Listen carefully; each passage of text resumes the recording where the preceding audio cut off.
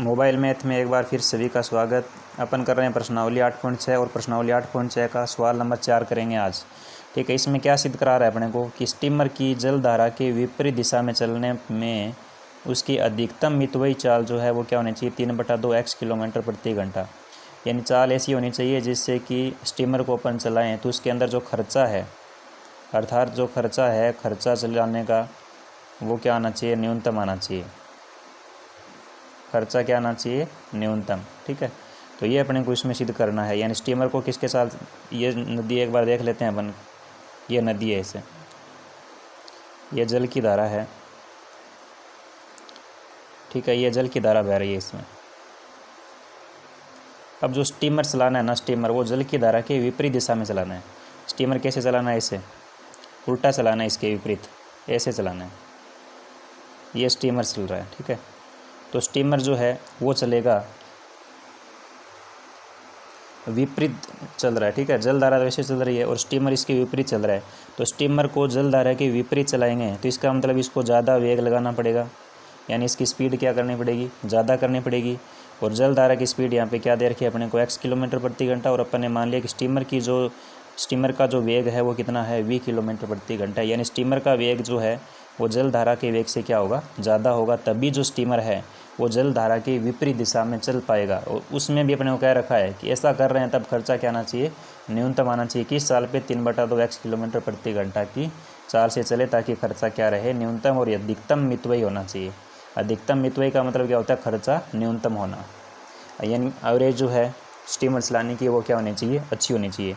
तो ये तो नदी थी जिसमें ये जल की धारा बह रही थी, इसके विपरीत स्टीमर चल रहा है ऐसे। तो इसका मतलब स्टीमर का जो वेग है जल धारा के वेग से क्या होगा, ज़्यादा। इसके लिए अपने को क्वेश्चन में क्या दे रखा है कि नदी में जल धारा का वेग x किलोमीटर प्रति घंटा दे रखा है।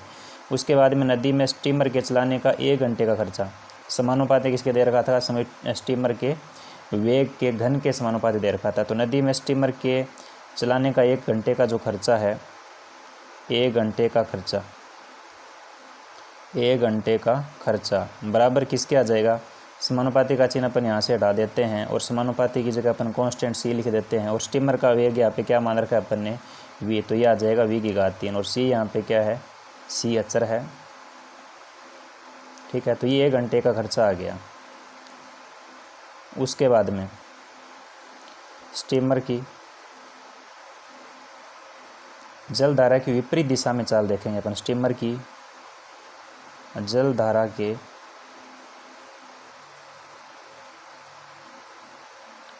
विपरीत दिशा में चाल। तो विपरीत दिशा में चाल क्या हो जाएगी, यानी स्टीमर को ज़्यादा वेग से चलना पड़ेगा। किसके वेग से, जल धारा के। तो वो कितना है, तो वो अपना हो जाएगी चाल यहाँ पे v - x किलोमीटर प्रति घंटा।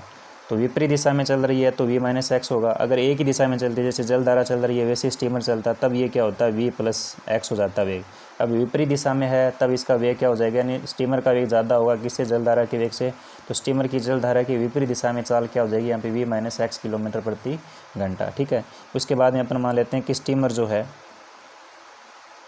कितनी दूरी तय करता है, d किलोमीटर दूरी तय करता है। ठीक है, ये अपन ने मानना है यहाँ पे। उसके बाद में अब ये जो दूरी है, स्टीमर नदी के अंदर चल रहा है, d किलोमीटर की दूरी तय कर रहा है, किस चाल से तय कर रहा है, v - x किलोमीटर प्रति घंटा की चाल से। तो उसको समय क्या लगेगा, समय बराबर, तो समय का सूत्र होता है दूरी बटा चाल। दूरी कितनी है, d किलोमीटर, और बट्टे में चाल कितनी है, v - x। तो इतना घंटा समय लगेगा उसको v - x की चाल से चलकर d किलोमीटर की दूरी तय करने में। अब अपने को खर्चा निकालना है यहाँ पे कि खर्चा क्या आना चाहिए, न्यूनतम आना चाहिए। खर्चा न्यूनतम होगा तब भी क्या होगा, विपरीत दिशा में स्टीमर चलेगा तो अधिकतम मितव्ययी चाल उसकी होगी। तो अपने को निकालना क्या है, यहाँ पे खर्चा निकालना है। खर्चा अगर न्यूनतम हो गया तो उसकी जो चाल है वो क्या होगी, अधिकतम मितव्ययी चाल होगी। ठीक है, खर्चा न्यूनतम दिखाना है तभी अधिकतम मितव्ययी चाल होगी। ठीक है, तो खर्चा, कुल खर्चा क्या आ जाएगा यहाँ से। अब 1 घंटे का खर्चा cv³ है। 1 घंटे का खर्चा कितना है, cv³। अपने पास में घंटे कितने हैं, d/v - x घंटे हैं। तो कुल खर्चा क्या आ जाएगा, जैसे अगर 1 घंटे का 3 रुपये खर्च हो रहा हो तो 10 घंटे का खर्चा क्या होगा, 10 × 30। तो वैसे ही d/v - x घंटे का खर्चा क्या हो जाएगा, d - v/x गुणा क्या आ जाएगा, cv³। जैसे 1 घंटे के लिए 3 है तो 10 घंटे का 10 गुणा 3 करते हैं, तो यहाँ पे 1 घंटे का CV³ है और घंटा कितना D/V - x है, तो D/V - x का गुणा किससे हो जाएगा CV³ से। तो कुल खर्चा क्या आ जाएगा यहाँ से D/V - x और गुणा में क्या आ जाएगा CV³। तो ये क्या आ जाएगा यहाँ से CD और V³ बटे में क्या आ जाएगा V-x। ये आ गया कुल खर्चा। ठीक है, अब C और D तो यहाँ पे क्या है नियत है, फिक्स है। अब वेरिएबल यहाँ पे क्या है V³ V है। ठीक है, और x तो अपने को दे रखा है फिक्स, इसकी चाल बता रखी है कि जल धारा के अंदर इसकी चाल इतनी है x किलोमीटर, इससे ज़्यादा है और न कम है, तो ये तो अपने को बता रखा है। तो C D और x तो यहाँ पे क्या है अचर पद और V यहाँ पे क्या है वेरिएबल है। और कुल खर्चे को अपन यहाँ पे लिख लेते हैं P से, कुल खर्चे को यहाँ पे किस से लिख लेते हैं अपन P से। तो CD गुणा V³ बटे में V-x, ये कुल खर्चा अपना निकल गया। अब कुल खर्चा क्या आना चाहिए, अब दिखाना क्या है न्यूनतम। कुल खर्चा न्यूनतम है तो इसका मतलब उसकी चाल क्या होगी अधिकतम मितव्ययी चाल होगी। तो ये अपना स्टेप आ गया। ठीक है, इतना समझ में आ गया। उसके बाद में अपने 3 स्टेप चलते हैं अधिकतम तथा न्यूनतम ज्ञात करने के लिए। तो सबसे पहला स्टेप अपन शुरू करते हैं, इसका अवकलन कर लेते हैं। तो V के सापेक्ष इसका अवकलन कर लेंगे, तो dP/ में क्या हो जाएगा dV। P का अवकलन V के सापेक्ष dP/ में dV। CD तो यहाँ पे अचर पद है। उसके बाद में ये V/ में U/ V है, U/V का अवकलन करते हैं तो सबसे पहले V² आता है यहाँ पे, तो ये आएगा V-x का होल स्क्वायर। उसके बाद में यहाँ पे V-x आता है और U का अवकलन होता है तो V³ का करेंगे तो 3V² माइनस V³ का V³ आ जाएगा, और V-x का अवकलन करेंगे तो V का 1 हो जाएगा और x का हो जाएगा 0। ठीक है, तो ये अवकलन कितना आ गया, ये आ गया अपने पास में CD, ये तो अचर पद है सेम ही रहेगा। उसके बाद में इनका गुणा कर लेते हैं, तो 3V² का V से गुणा करेंगे तो आ जाएगा 3V³। 3V² का V से क्या 3V³ माइनस में 3xV² आ जाएगा 3xV² और माइनस में कितना आएगा V³ बट्टे में कितना इसके V-x होल स्क्वायर। ठीक है, तो dP/ में dV का जो मान है वो कितना आ गया यहाँ से, ये मान आ गया अपने पास में CD, ये तो कांस्टेंट है ही, C तो यहाँ पे क्या है अचर पद और D दूरी पर बनाए रखी है। तो 3V³ में से V³ निकालेंगे तो आ जाएगा 2V³ माइनस में 3V²x और बट्टे में कितना है V-x होल स्क्वायर। ठीक है, ये पहला स्टेप हो गया। दूसरे स्टेप में अपन क्या करते हैं dP/ में dV बराबर लिखते हैं 0, जिससे कि मान किसका निकालना है अपने को V का। तो dP/ में dV बराबर क्या लिख लिया 0, तो इस पूरे के बराबर में क्या लिखेंगे 0 लिखेंगे, पूरे के बराबर में क्या लिख लिया मैंने 0। तो ये तो गुणा होगा तो इधर 0 में चला जाएगा, ये CD भी इधर CD के बराबर कभी 0 नहीं होगा, तो 0 किसके बराबर होगा 2V³ माइनस में 3V²x बराबर क्या हो जाएगा 0। अब देखो V² कॉमन आएगा यहाँ से, V² क्या आएगा कॉमन, V² कॉमन आएगा दोनों में, तो यहाँ पे तो बचेगा 2V माइनस यहाँ पे क्या बचेगा 3x और बराबर में क्या है 0। तो वेग जो V है वो 0, वेग V 0 के तो बराबर नहीं होगा, बराबर 0 के क्या होगा 2V माइनस 3x बराबर क्या होगा 0। तो यहाँ से 2V बराबर क्या हो जाएगा 3x। तो V का जो मान है V का मान आ जाएगा 3/2x, ये मान आ गया अपना V का। यहाँ से V का मान कितना आ गया 3/2x। तो ये तो निकल गया अपना कि चाल ये रहनी चाहिए। अब खर्चा क्या होना चाहिए न्यूनतम, तो खर्चा न्यूनतम कैसे दिखाएंगे अपन, तो खर्चा न्यूनतम दिखाने के लिए अपन ने dP/ में dV निकाल लिया, फिर बराबर 0 लिख लिया। फिर तीसरा स्टेप होता है कि एक बार इसका पुनः अवकलन करेंगे, पुनः अवकलन करने के बाद में जो मान आएगा उसमें V की जगह 3/2x लिखेंगे, जिससे अगर इसका मान 0 से छोटा आ गया तब तो अधिकतम होगा और 0 से बड़ा है तब इसका खर्चा क्या हो जाएगा न्यूनतम हो जाएगा। तो अगला अपन स्टेप देखते हैं। तो तीसरा स्टेप अपना ये है कि dP/ में dV का तो ये मान निकाल ही रखा है, तो इसके लिए अपने को आगे निकालना पड़ेगा d2P/ में dV2, जिससे अधिकतम और न्यूनतम का पता चलेगा अपने को। ठीक है, तो इसमें ये CD तो कांस्टेंट है ही, अब है अपॉन में V-x का होल स्क्वायर, तो U/V से करेंगे तो V का स्क्वायर करेंगे, पहले से स्क्वायर है तो V-x का स्क्वायर लगा हुआ है, तो एक बार और स्क्वायर करेंगे तो इसकी पावर हो जाएगी 4। ठीक है, उसके बाद में यहाँ पर आता है V का V, तो V कौन है V-x का होल स्क्वायर, तो ये आ जाएगा यहाँ पे V-x होल स्क्वायर। U का अवकलन, ये U है, इसका अवकलन करना पड़ेगा इसके गुणा में। ठीक है, तो V³ का अवकलन करेंगे 3V² का 2 से गुणा हो जाएगा, तो ये आ जाएगा 6V² माइनस में V² का गुणा होता है अवकलन होता है 2V का 3 से गुणा करेंगे तो ये आ जाएगा 6Vx। तो U/ में V से क्या, तो V का V और U का अवकलन कर लिया अपन ने, V के सापेक्ष हो रहा है। ठीक है, माइनस में माइनस में क्या आएगा, माइनस में अपन लिखेंगे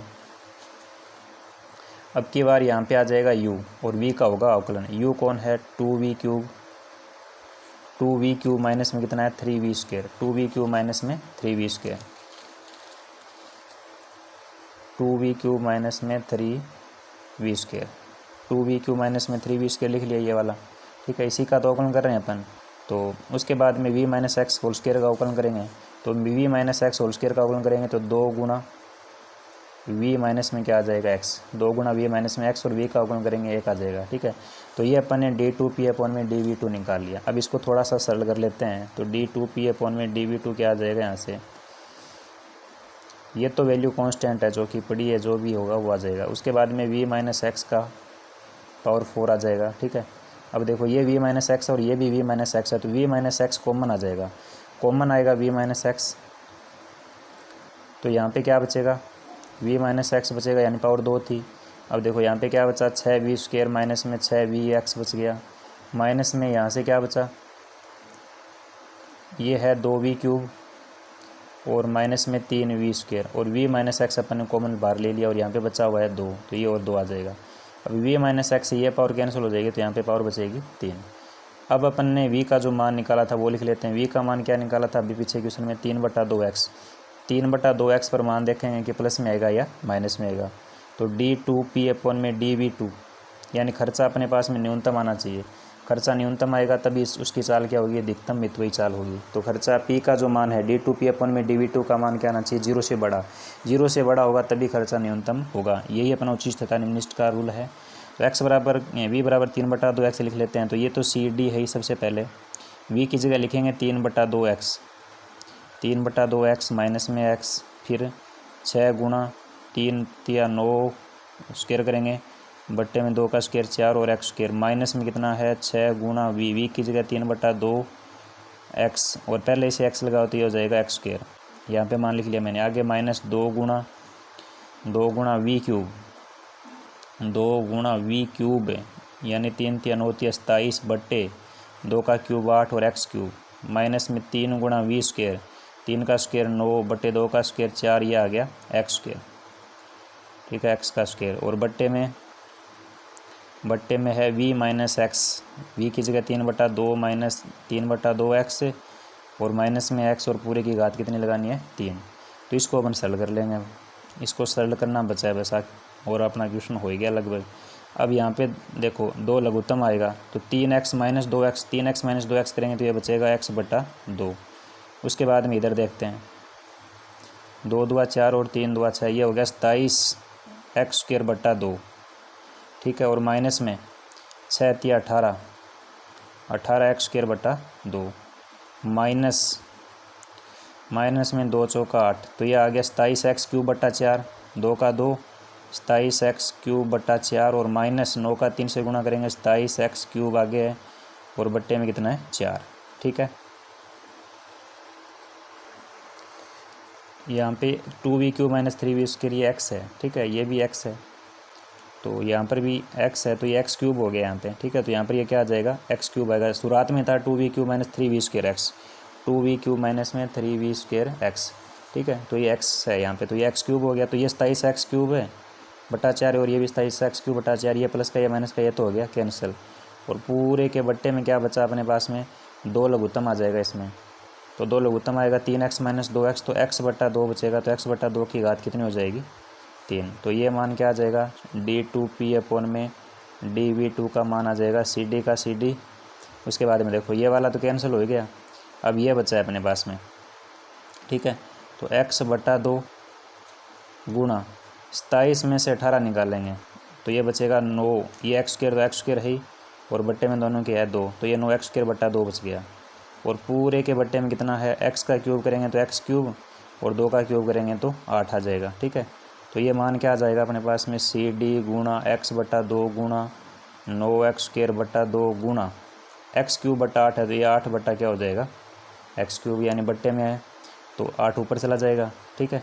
तो x³ से ये सारा कैंसिल हो गया, तो ये मान क्या आ गया cd गुणा, ये आ गया 2 दूआ 4, 4 दूआ 8, तो बच गया 18 cd, ठीक है। सी और डी दोनों कांस्टेंट है, इनका कुछ भी मान हो सकता है। तो ये मान बड़ा है किससे, 0 से, 0 से बड़ा है, 0 से बड़ा। इसका मतलब जो पी अपने क्या मान के चले थे, कुल खर्च मान के चले थे पी को। तो पी का मान क्या हो गया यहाँ पे, न्यूनतम हो गया। अतः पी कुल खर्चा था, तो कुल खर्च क्या हो गया, अतः कुल खर्च क्या है, न्यूनतम है। कुल खर्च क्या है, न्यूनतम है। और किस पर है, वी बराबर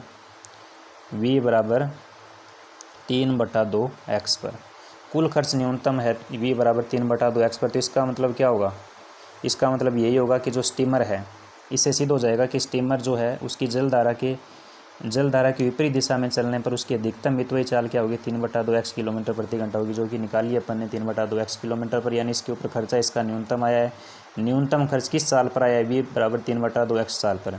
तो v बराबर 3/2 एक्स चाल जो है प्रति किलोमीटर घंटा जो है वो क्या है, स्टीमर की जो चाल है मितव्ययी चाल है, यानी इसके ऊपर इसको बहुत ज़्यादा बचत होगी अगर इस चाल से ये चलेगा। तो इस टाइप से अपन ये क्वेश्चन कर सकते हैं। अगला क्वेश्चन देखेंगे अभी अगले वीडियो में।